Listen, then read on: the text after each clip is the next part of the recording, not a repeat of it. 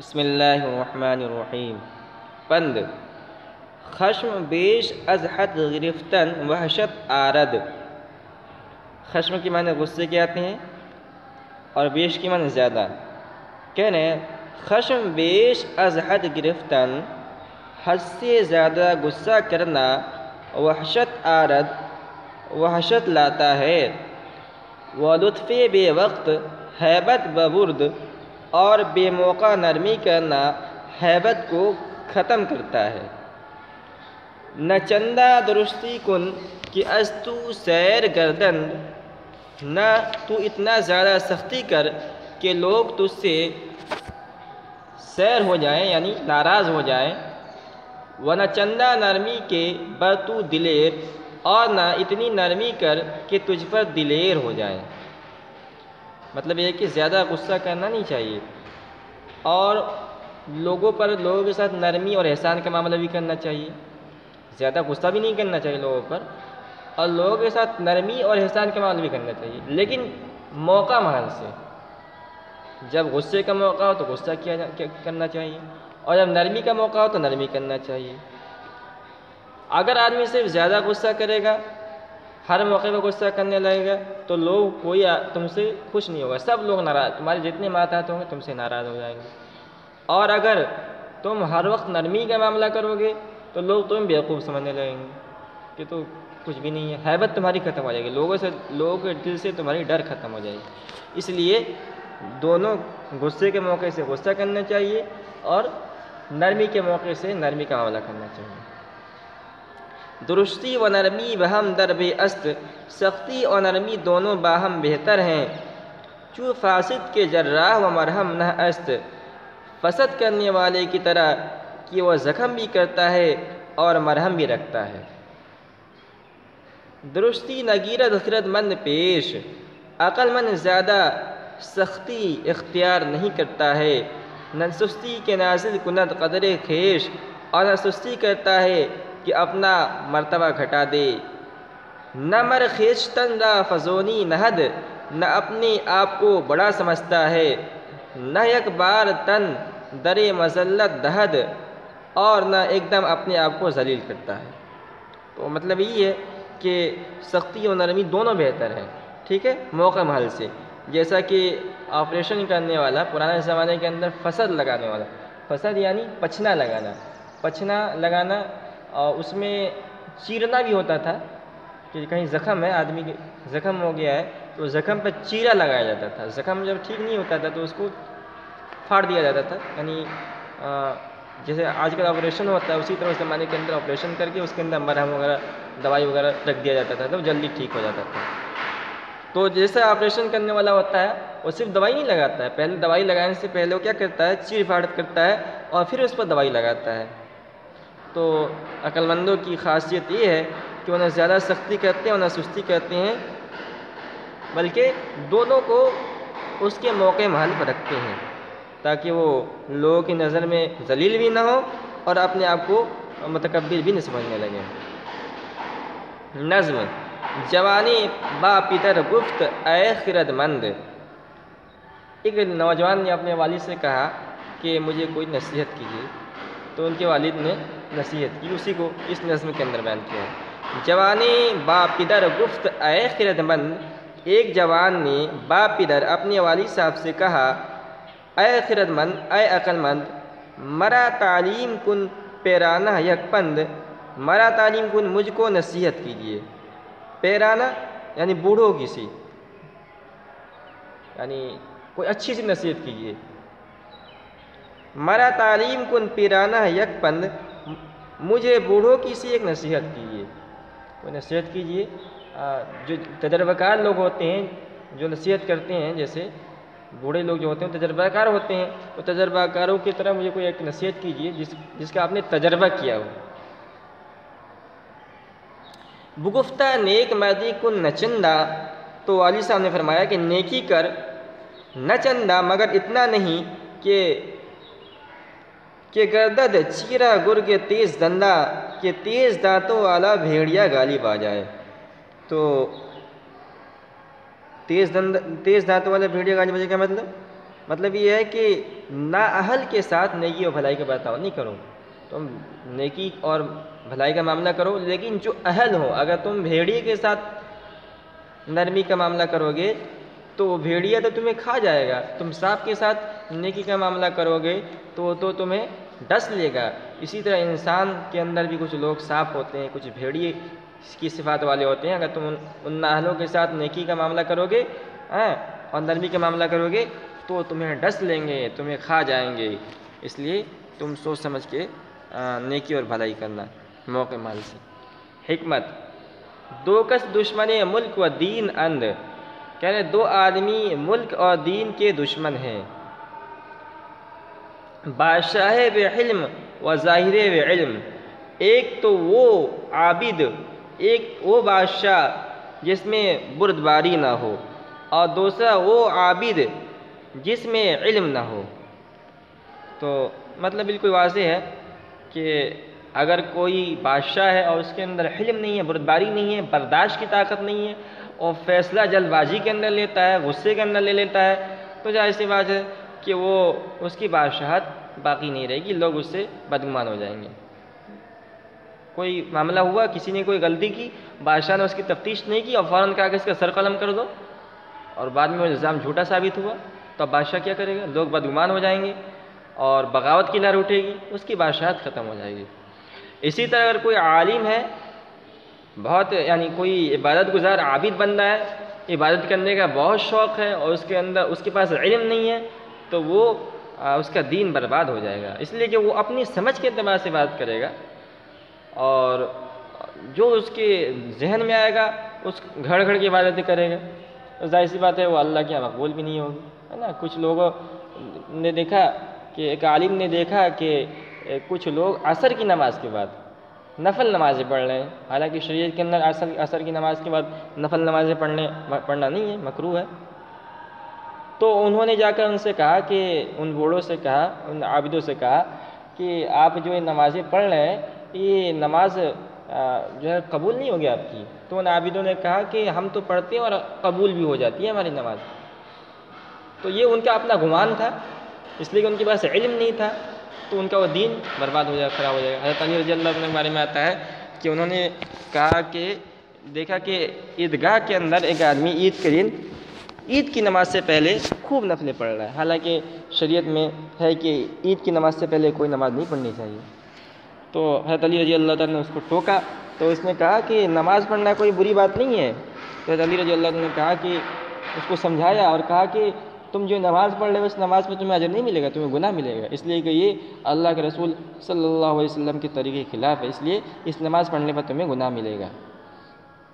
تو کہنے کا مطلب یہ ہے کہ اگر کوئی عبادت گزار بندہ ہے، اس کے پاس علم نہیں ہے، تو اس کا علم کے بغیر، علم دین کے بغیر اس کا دین اور اس کا شریعت دین برباد ہو جائے گا۔ برسر ملک میباد ملک فرماندہ، یہ جملہ بددعائیہ ہے، اس لیے اس سے پہلے ہم کہیں گے اللہ خدا کرے، یعنی بددعا دے رہے ہیں کسی کو ہم، یہ اشعار جو ہے بددعائیہ ہے۔ برسر ملک میباد ملک فرماندہ، خدا کرے و بادشاہ ملک کا مالک نہ رہے، کہ خدا را نبود بندے فرما بردار، کہ خدا را نبود بندے فرما بردار، جو خدا کا فرما بردار بندہ نہ ہو۔ تو جو خدا کا فرما بردار بندہ نہ ہو، یعنی وہ بادشاہ جس کے اندر حلم نہ ہو، کہنے کا مطلب ہے کہ وہ بادشاہ جس کے اندر حلم نہ ہو، بردباری نہ ہو، اللہ کے حکم کی نافرمانی نہ ہو، یعنی یہ سب صفات نہ ہو، وہ بادشاہ کی بادشاہ قائم نہ رہے، ہم یہ بددعا کرتے ہیں۔ برسر ملک میباد ملک فرماندہ، خدا کرے و بادشاہ ملک کا مالک نہ رہے، کہ خدا را نبوت بندے فرما بردار، جو خدا کا فرما بردار بندہ نہ ہو۔ پند: بادشاہ را باید کہ تحت خشم بر دشمنان نران، کہ دوستاں را اعتماد نہ ماند۔ شیخ سعدی کہتے ہیں کہ بادشاہ کو چاہیے کہ تحت خشم بر دشمنان نران، کہ اس حد تک دشمنوں پر غصہ نہ کرے کہ دوستاں را اعتماد نہ ماند، کہ دوستوں کا اعتماد اٹھ جائے۔ ٹھیک ہے، اب آگے دیکھیے، آگے کہہ رہے ہیں آتش خشم اول در خداوند خشم افتد.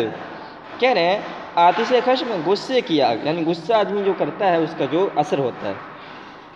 آتش خشم غصے کی آگ اول در خداوند خشم افتد، سب سے پہلے غصہ کرنے والوں کو ہی لگتی ہے. یعنی غصہ کا اثر، غصہ کا نقصان سب سے پہلے غصہ کرنے والے کو ہی پہنچتا ہے. پس آگے زبانہ، پھر اس کا شعلہ. تو زبانہ کے معنی شعلے کے آتے ہیں. پس پھر آگے اس کے بعد زبانہ، اس کا شعلہ بخصم رسد یا نہ رسد، دشمن تک پہنچے یا نہ پہنچے. تو یہ انہوں نے بہت اہم بات بتائی شیخ سعدی نے. کہنے کا مطلب یہ ہے کہ پہلے تکلیف غصہ کرنے والی کو بچتا ہے. آدمی غصہ کرتا ہے تو اس غصہ کا تکلیف، حضور نے حدیث کے اندر فرمایا نا کہ کیا تم دیکھتے نہیں ہو کہ اس کی آنکھیں کیسے ہو جاتی ہیں، اس کی رگیں پھڑک جاتی ہیں. تو جو غصہ، جب آدمی غصہ کرتا ہے تو اس کا نقصان سب سے پہلے، جیسے کہیں آگ لگتی ہے تو آگ جہاں لگے گی وہی چیز پہلے جل کر خاک ہوگی، اور پھر اس سے کوئی چنگاری اٹھ کر اس کے آس پاس جو سامان ہو اس پر جائے تو وہ بھی اس کو بھی نقصان پہنچ سکتا ہے، جل کر خاک ہو سکتا ہے کہ نہ پہنچے.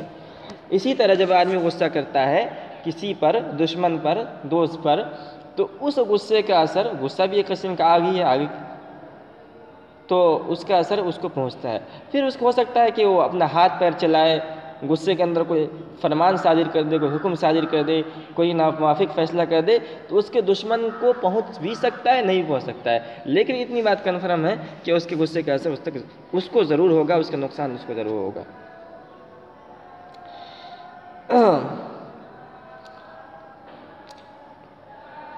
تو کہنے کا مطلب ہے کہ حد سے زیادہ غصہ نہیں کرنا چاہیے. نہ شاید بنی آدم خاکزاد، مٹی سے پیدا شدہ آدم کی اولاد کو نہ چاہیے کہ در سر کند کبر و تندی و بات، کے دماغ میں تکبر اور غرور اور تیزی لائے. ترا با چنی تندی و سرکشی، تجھ کو اتنی تیزی و سرکشی کے ساتھ. نہ پندارم از خاکی از آتشی، میں نہیں سمجھتا کہ تو خاک سے بنا ہے یا آگ سے.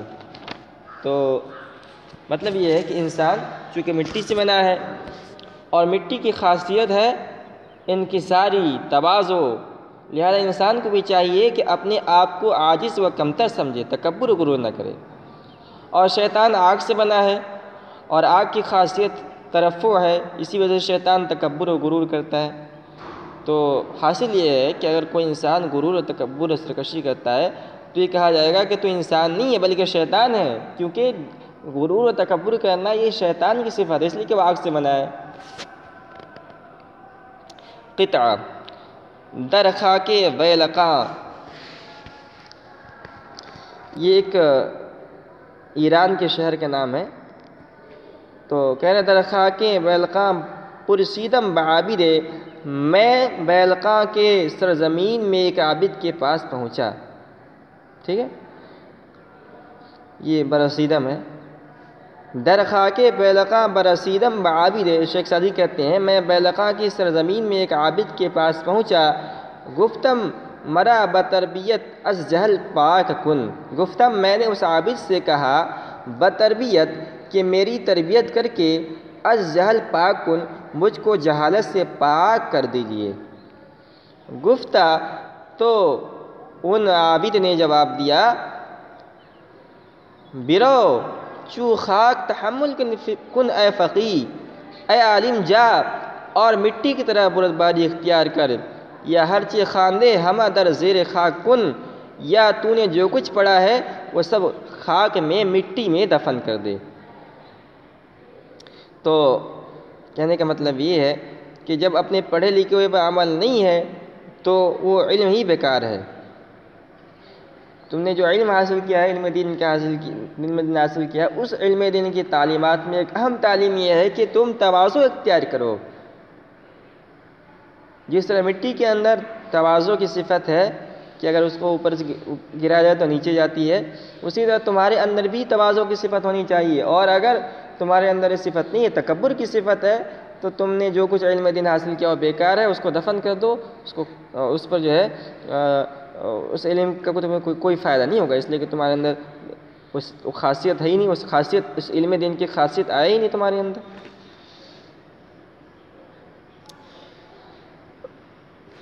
آگے حکمت، بدخوئے بدستے دشمن گرفتار است کہ ہر جا کے رود از چنگ عقوبت او خلاص نیابد۔ بد کے معنی برا اور خو کے معنی عادت۔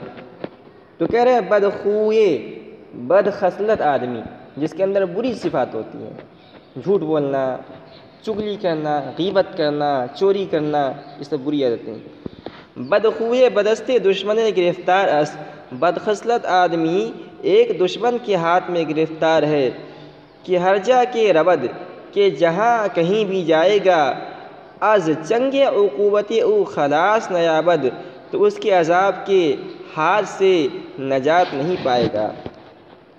اگر زدست بلا بر فلک رود بدخوئی، اگر بری خصلت والا بلا کے ہاتھ سے بچ کر آسمان پر بھی چلا جائے، زدست خوئے بد خیش در بلا باشد، تو وہاں بھی اپنی عادتوں کی وجہ سے بلا میں رہے گا۔ مطلب یہ ہے کہ کوئی بدخصلت انسان اگر اپنی بد مزاجی سے، بدخصلت سے بچنے کے لیے آسمان پر بھی چلا جائے تو اس کو وہاں بھی نجات اور سکون نہیں ملے گا۔ جب تک آدمی کے اندر بری عادت ہوگی، بری خصلت ہوگی، تو جہاں کہیں بھی جائے گا وہ اس کا شکار ہوگا، اس کا نقصان اٹھائے گا۔ اس لیے اپنے آپ کو اچھے عادات سے آراستہ کرنا چاہیے اور برے عادات سے دور بھاگنا چاہیے۔ حکمت، چو بینی کے در سپاہ دشمن تفرقہ افتاد تو جمع باش۔ بہت اہم نصیحت ہے، کہہ رہے ہیں جب تو دیکھے کہ دشمن کی فوج میں پھوٹ پڑ گئی ہے تو اکٹھا رہ۔ اچھا، وہ اگر جمع شون از پریشانی اندیشہ کن، اور اگر وہ لوگ جمع ہو جائیں تو اپنی پریشانی کی فکر کر۔ بیرو با دوستہ آسودہ بنشیں، بیرو فعل امر ہے، جا تو دوستوں کے ساتھ آرام سے بیٹھ۔ چوبینی درمیان دشمنہ جنگ، جب تو دشمنوں میں لڑائی دیکھے، وگر بینی کے باہم یک زبانند، اور اگر تو دیکھے سب متفق اور ایک زبان ہیں، کمان را زہ کن، تو کمان کو چلہ پر چڑھا لے، وبر بارہ برسنگ، اور قلعے پر پتھر تیار رکھ۔ بربارہ یہ 12 قلعوں کہتے ہیں، برمنے پر، بربارہ قلعے پر، برسنگ یہ فعل امر ہے، بردن سے امر حاضر کا صیغہ ہے، تو اٹھا لے جا۔ کمارا زہ کن، تو کمان کو چلہ پر چڑھا، اور قلعے پر وبر بارہ، اور قلعے پر برسنگ پتھر لے جا۔ مطلب یہ ہے کہ جب دشمن کے درمیان آپس میں پھوٹ پڑ جائے، جب دشمن آپس میں ہی ایک دوسرے سے لڑنے لگے، جیسے کہ آج ہمارے اس زمانے میں مسلمانوں کی عادت ہے کہ آپس میں ایک دوسرے سے لڑ رہے ہیں، اور دشمن ہمارے لڑنے کے فائدہ اٹھا رہے ہیں، اکٹھے ہو گئے ہیں سب دشمنان اسلام۔ تو جب دشمن کے درمیان پھوٹ پڑ جائے تو دوسروں کے خطرے کا اندیشہ نہیں رہتا ہے۔ یہی وجہ ہے کہ آج مسلمان اتنی بڑی تعداد میں ہونے کے باوجود بھی وہ اپنے دشمنان کا مقابلہ نہیں کر پا رہے ہیں، اس لیے کہ ان میں آپس میں ہی پھوٹ پڑی ہے، ایک دوسرے کو نیچے دکھانے کی کوشش کر رہے ہیں۔ لیکن جب سب ایک زبان اور متحد ہو جائے تو اب ان سے تمہیں فکر کرنی چاہیے کہ ہو سکتا ہے تم پر حملہ کر دیں، لہذا اس کے دفاع کے لیے آلات حرب جمع کر لو۔ اگر تم دیکھو کہ تمہارا دشمن سب متحد ہو چکے ہیں تو اب تمہیں فکر کرنی چاہیے اور اس کے لیے تیاری کرنی چاہیے۔ کیسے تیاری کرنی چاہیے؟ اس زمانے میں تیر اور پتھر بازی ہوتی تھی، لڑائی جو ہوتی تھی اسی سے ہوتی تھی نا۔ تو کہہ رہے کہ اپنے ترکش سے تیر نکال لو اور کمان میں ڈال کے تیار رکھو، بالکل کھینچ کر، کہ جیسے ہی دشمن آئیں گے ہم تیر چلا دیں گے۔ پتھر کو اپنے قلعے پر چڑھا کے رکھ لو کہ جیسے ہی ہمارا دشمن آئے گا ان پر پتھر بازی کریں گے۔ تو یہ بہت ہی اہم نصیحت ہے، اور ان سب نصیحتوں کو صرف پڑھنے کی ضرورت نہیں ہے بلکہ اپنی زندگی میں اتارنے کی ضرورت ہے، اپنی زندگی کے اندر اتارو۔